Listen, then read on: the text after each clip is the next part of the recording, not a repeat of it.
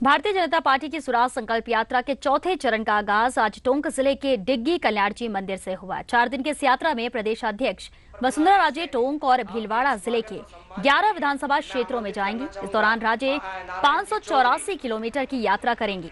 12 जगह आम सभाओं को संबोधित भी करेंगी। बीजेपी के प्रदेश महामंत्री सतीश पूनिया के मुताबिक वसुंधरा राजे का 60 स्थानों पर जोरदार स्वागत भी होगा। स्वागत करें माननीय प्रभुलाल जी सैनी का। आप सीधी तस्वीरें देख रहे हैं मालपुरा से, जहां आज आगाज हुआ है स्वराज संकल्प यात्रा के चौथे चरण का।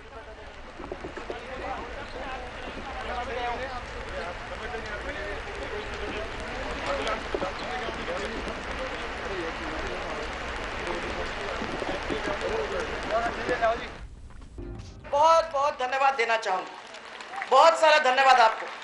मंच के ऊपर या तो बैठ जाए या नीचे उतर जाए।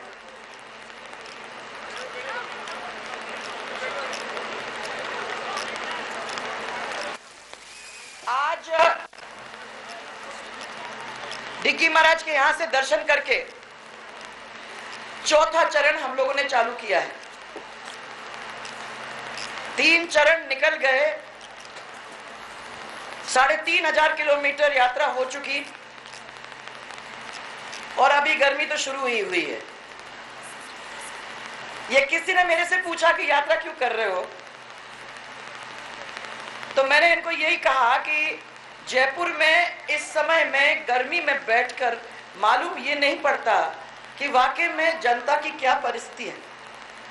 जब जनता के बीच में जाएंगे तब मालूम पड़ेगा कि जो जयपुर में कहा जा रहा है कि हमने इतना सारा काम इस सरकार के द्वारा जनता के लिए किया है, कि वाकई में वो काम हुआ है कि नहीं।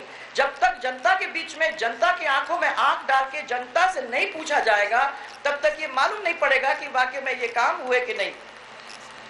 जयपुर में बैठ के काम नहीं होता, ये जरूरी होता है कि कभी कभी लोगों के बीच में आना और उनसे पूछना, ये भी कभी कभी जरूरी हो जाता है। कई कई जगह में मैं गई तो मैंने यहाँ के बारे में भी पता किया। मैंने पूछा कि क्षेत्र में, और पता किया तो बताया कि क्षेत्र में बीसलपुर बांध होने के बावजूद भी ग्रामीण जनता को सबको फ्लोराइड पानी पीना पड़ रहा है। क्या ये सही है? फ्लोराइड पानी पीना मजबूर हो रहा है, क्योंकि जो पानी आ रहा है, जिस तरीके का पानी है, उसका बिल्कुल गंदा किस्म का पानी है और उससे लोग बीमार हो रहे हैं। और सबने हमको ये कहा कि फ्लोराइड युक्त पानी है। फिर शहरी क्षेत्र के अंदर लोगों का ये कहना है कि 48 घंटे के अंदर 15-20 मिनट की सप्लाई होती है। क्या ये सही है? 48, अब ये मेरे को सही बताना कि मैं नोट कर रहा हूँ सब, कि 48 घंटे के अंदर 15-20 मिनट की ही सप्लाई होती है। और वो भी वही 48 घंटे का मतलब 2 दिन। कुर्सी पे बैठे हो यार तो हाँ। और पाइपलाइन गल गई है, दूषित पेयजल पानी आता है, ये भी बात बताया मेरे को। ये भी ऐसा ही। मालपुरा में हर 2 घंटे में बिजली गायब हो जाती है। कब वापस आएगा वो पता नहीं पड़ता। ग्रामीण क्षेत्र में बिजली का बुरा हाल है।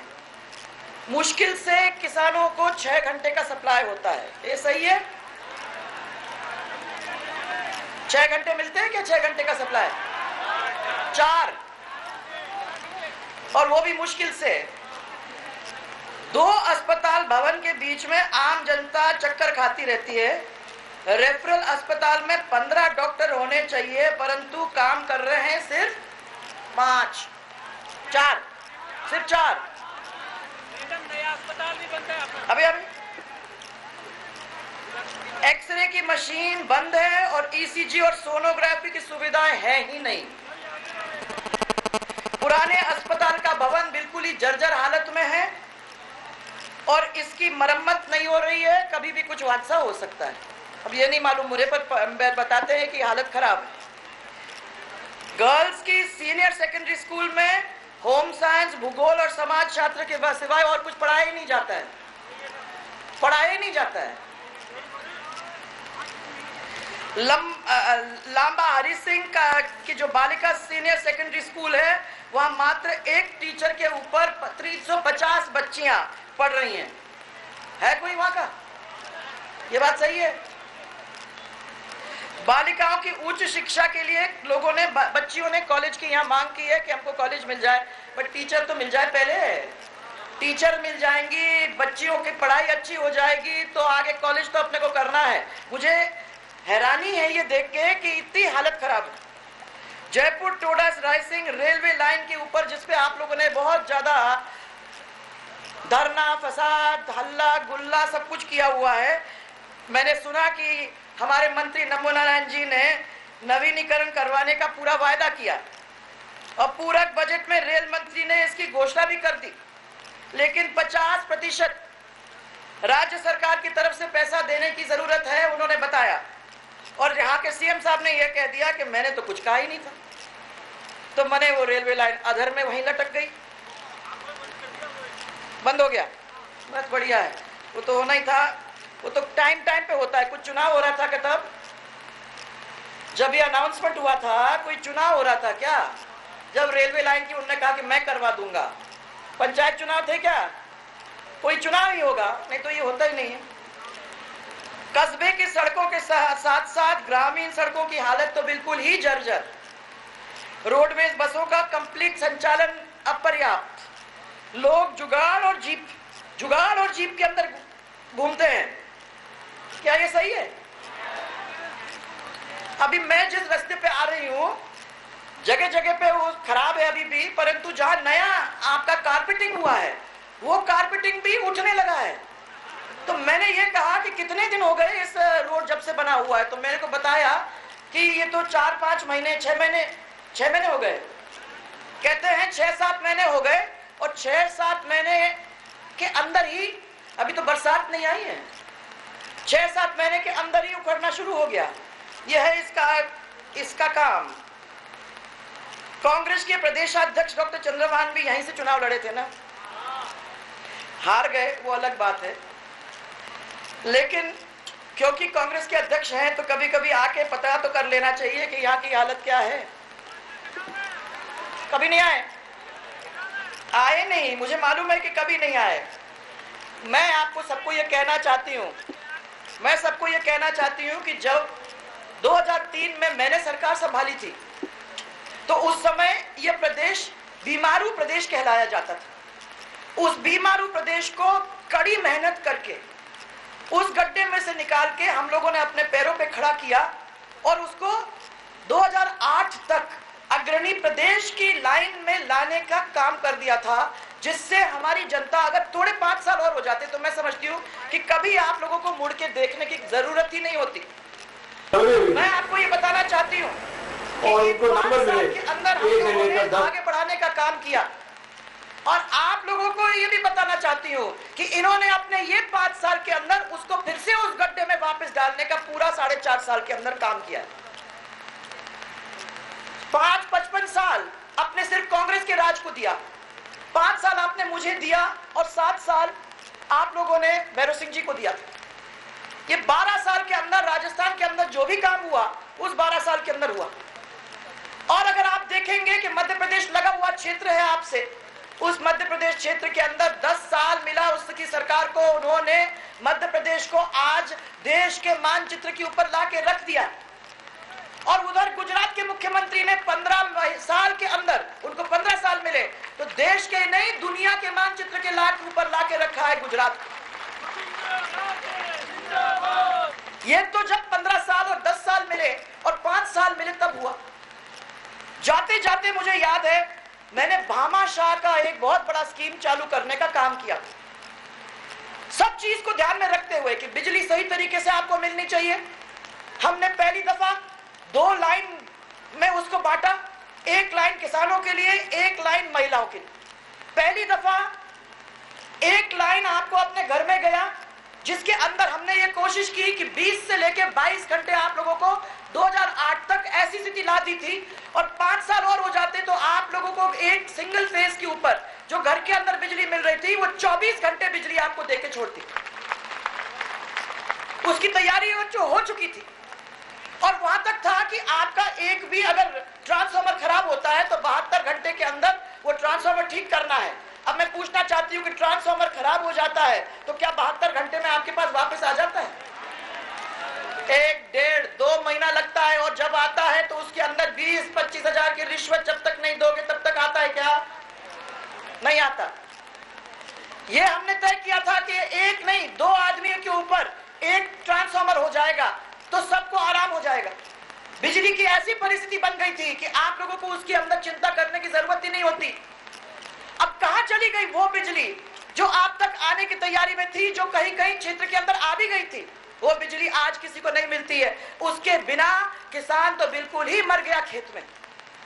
उसको सही तरीके से बिजली नहीं मिलती, पानी नहीं मिलता, बीज नहीं मिलती। आपको डीएपी मांगो तो क्या मिल जाता है, और माने उसको बीज सही तरीके से मिलता नहीं है। उसकी हालत इतनी खराब है कि जब वो जाता है बाजार में उसको लेके तो उसका मूल्य भी सही नहीं मिलता।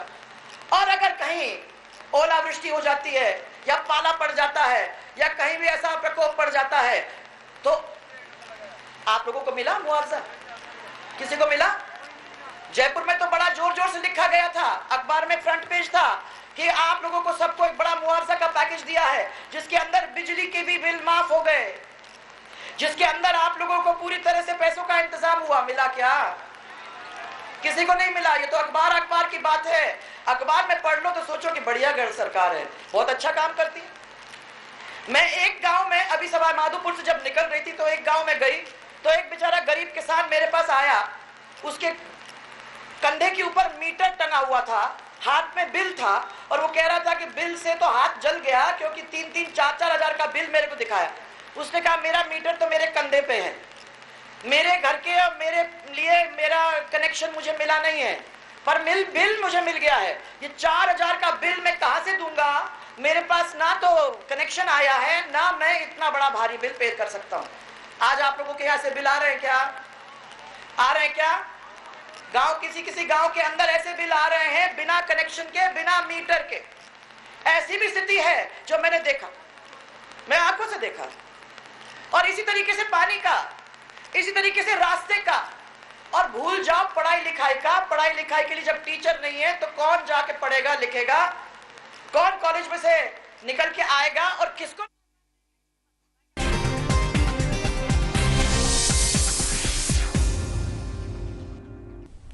नमस्कार, स्वागत है आपका ईटीवी न्यूज में। मैं हूं श्वेता मिश्रा। खबरों की शुरुआत करेंगे। सबसे पहले रुख करेंगे बालपुरा का, जहां पर जनसभा को संबोधित कर रही हैं वसुंधरा राजे। हेल्थ इंश्योरेंस का मैंने आप लोगों के स्वास्थ्य बीमा के लिए 30,000 रुपए का हमने इंतजाम किया था। इसी तरीके से Punjab National Bank, Bank of Baroda, State Bank of India, इन सब बैंकों के अंदर करीबन 16 लाख माने 18 लाख माने लोगों का इंतजाम हम लोगों ने कर रखा था। और 10 लाख रुपया उसमें 10 लाख लोगों के लिए वो पैसा ट्रांसफर हो चुका था। और मैं मानती हूं कि करीबन 50 लाख से ज्यादा लोगों को ये मिलती, और उसके साथ साथ उसके पेंशन भी मिलती, उसके साथ साथ कई और जो थे वो सब उनको मिलती। मैं ये पूछना चाहती हूं कि इस स्कीम को 4.5 साल तक बंद क्यों रखा? आज रेवड़ी बांट रहे हैं। अगर उसी समय से चालू कर दिया होता तो 4.5 साल तक लोगों को यह सब काम मिल जाता। किसी को घर पे हाथ करके बैठने की जरूरत नहीं होती। भामाशाह योजना के द्वारा सब लोगों को पेंशन भी मिल जाता, महिलाओं को पैसा भी मिल जाता, बीपीएल के परिवारों को पैसा भी मिल जाता। अब तो इलेक्शन आ गया ना, 6 महीने बाकी बच रहे हैं। हमको लगता है कि हम लोग कोई नहीं समझ रहे, कोई नहीं समझ रहा। पर मैं सबको कह रही हूं ये पैसा आप ही का है, इसको लो, इसमें कोई मुसीबत नहीं है, क्योंकि ये जो भी हो रहा है वो सब आप ही के पैसे से हो रहा है। ये पैसा लो, परंतु ध्यान रखो कि जिन लोगों ने 4.5 साल तक आपकी सुध नहीं ली है वो ये 6 महीने के बाद उस स्थिति में, अगर भगवान न करे फिर जीत के आ जाएं, तो यही स्थिति में पहुंच जाएंगे। इसीलिए सब किसानों को और सब लोगों को मैं आगाह कर रही हूं कि तो बहुत आसान है आखिरी 3 महीने में सब करने का, परंतु ये काम अगर करना था तो सही तरीके से जिस दिन से वो सरकार और कुर्सी में बैठे तब से लेके आज तक करते तो मैं समझती हूं कि कितने सारे लोगों को फायदा मिल जाता। आज कुछ लोगों को मिला है, ये तो 50 लाख से ज्यादा लोगों की स्कीम थी और सबको मिल जाता पैसा, सबको मिल जाते पेंशन, सबको SC ST लघु सीमांत कृषक सबको। ये क्यों नहीं किया अभी तक? अब क्यों कर रहे हैं? और जो सरकार सिर्फ अभी करने वाली है और पहले नहीं कर सकती थी, उस सरकार के ऊपर हम क्या भरोसा कर सकते हैं? क्या आगे चल के वो सरकार हमारा कुछ भला करेगी, या क्या हमारे साथ इसी तरीके से कपट और छलावा करेगी? मैं आप लोग सबको कहती हूं कि थोड़ा सा इसके ऊपर ध्यान दीजिए और याद रखिए कि भारतीय जनता पार्टी ने और मैंने हमेशा आप लोगों को कभी भी किसी भी तरीके से वोट कभी भी झूठ बोल के किसी से नहीं लिया। मैंने 36 के 36 कौम को अपना माना और 36 के 36 कौम को यही कहा कि आपको सबको परिवार के रूप में, झगड़ा आपके दूसरे के बीच में नहीं कराना चाहते, सब पूरे के पूरे एक परिवार के रूप में आ जाए, सब हमारे जो मजहब के लोग हैं वो भी सब एक साथ आ जाए। और राजस्थान का विकास तो तब होगा जब हम लोग सब पूरा परिवार मिलकर आवाज उठा के चल देंगे, तो हमारे विकास को कोई नहीं रोक सकता। हमारा विकास तो तब रुकता है जब हम एक दूसरे के बीच में अलग हो जाते हैं। और इसीलिए कांग्रेस ने 50 साल से यही रणनीति अपनाई है कि इनको इससे लड़ाओ, उसको उससे लड़ाओ, घर घर में भाई को लड़ा दो। वो लड़ते रहेंगे तो कोई काम होगा नहीं, कोई काम करने की जरूरत नहीं होगी। और मैं कह रही हूं कि राजस्थान को अब गड्ढे में पड़ा रहना ये बहुत नामंजूर है हमारे लिए। आगे से इस तरफ से मध्य प्रदेश बढ़ गया और गुजरात बढ़ गया, सब स्टेट आगे निकल गए, बस हम ही रह गए। हम चाहते हैं कि हमारी 30 साल पीछे गए, ये बिल्कुल आप सही कह रहे हो, 30 साल हम लोग पीछे गए। मैं कभी कभी, आप बाबा आप बोले हो मेरे को, कभी कभी मैं ये सोचा करती थी, अपने आप अंदर ही सोचती थी कि क्या सब लोगों को ये समझ में आ रही है कि 4-4.5 साल के मौज मस्ती के अंदर किस तरीके से राजस्थान के साथ खिलवाड़ हुआ है और किस तरीके से राजस्थान के लोगों को पीछे कर दिया है। आप 4 महीने पहले आप रेवड़ी बांटोगे और सबको कहोगे कि आजा आजा भैया हमको वोट दे दो, और आपको लगता है कि किसी के ध्यान में नहीं आ रही है कि आप क्या कर रहे हो।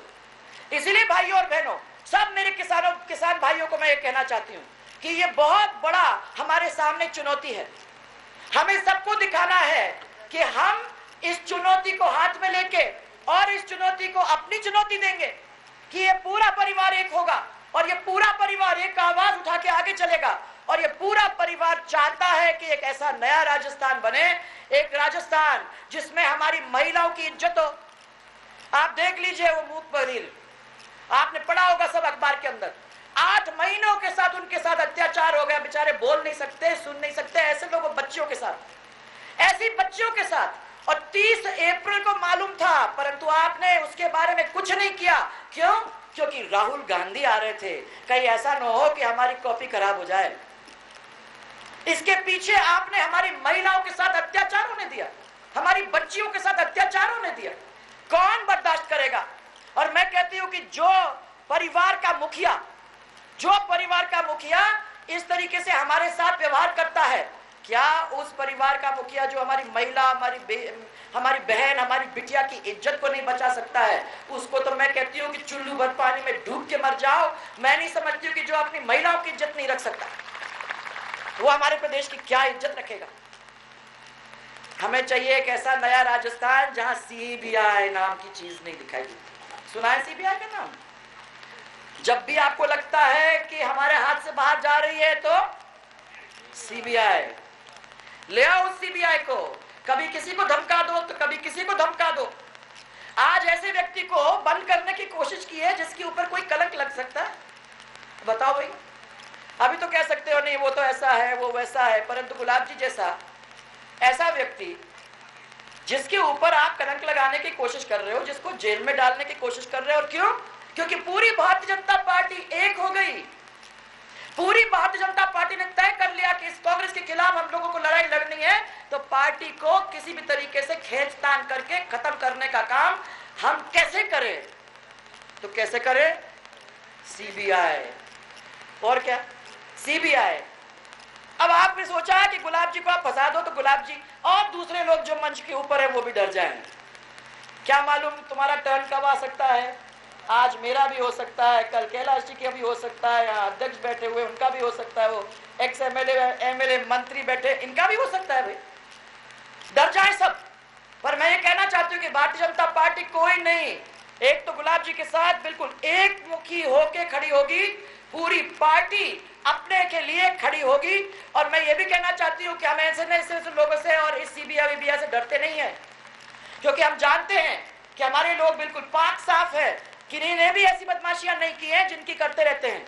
आप दिल्ली देख लो क्या हो रहा है वहां, कौन कितना खा रहा है। ये हजारों में नहीं, 100 में नहीं, ये तो लाखों में, करोड़ों में खाते हैं।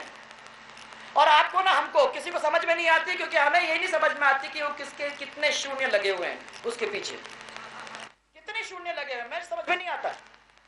जोर से अभी तो ये पूरा परिवार खा रहा है, राजस्थान को खा के चूस के फेंक दिया है। आपको मालूम है राजीव, ये रॉबर्ट वाड्रा कौन है?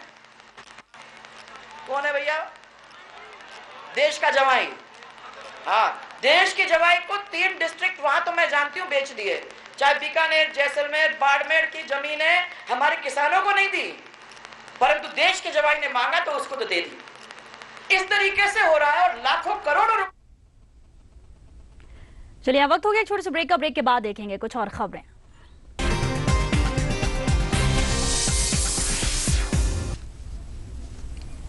ब्रेक के बाद आपका बहुत स्वागत है। सीधा रुख करेंगे निवाई का, जहां पर वसुंधरा राजे पहुंची हुई हैं।